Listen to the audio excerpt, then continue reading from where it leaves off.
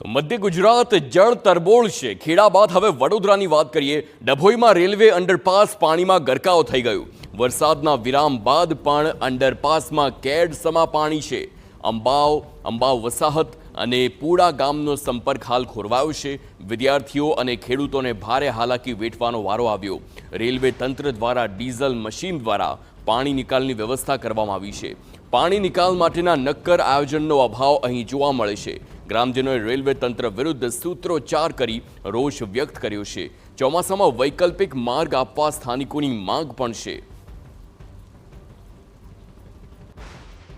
પૂડા અંબાવ સુહાવી વસાવટ બહુ નાની તકલીફ પડે છે। પાણી ભરાઈ ગયું છે તો સ્કૂલમાં છોકરાઓ જઈ શકતા નથી, 108 આવી શકતી નથી।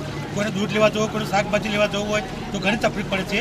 તો સરકારને મારે એટલી જ નમ્ર વિનંતી કેન્દ્ર સરકારને કે આ નારું વહેલી તકે પાણીની સમસ્યા દૂર કરે। ગમે ત્યારે પાણી વરસાદ પડે એટલે પાણી ભરાઈ જાય, એને નિકાલનો કોઈ રસ્તો છે નહીં। નિકાલ કરે છે તોય પાણી છતાં અંદરથી બહારથી હોય પાણી પાછું અંદર આવીને ભરાઈ જાય છે। લગભગ છાતીપુર પાણી છે અત્યારે। હવે એનો કોઈ નિકાલ છે નહીં। કોઈને દૂધ લેવા જવું હોય, કોઈને 108 બોલાવી હોય, છોકરોને સ્કૂલે જવું હોય, ટ્યુશન જવું હોય તોય કોઈ એનો નિકાલ છે નહીં, કોઈ બીજો રસ્તો છે નહીં। વૈકલ્પિક રસ્તો આપવા રેલવે તંત્રને માંગ।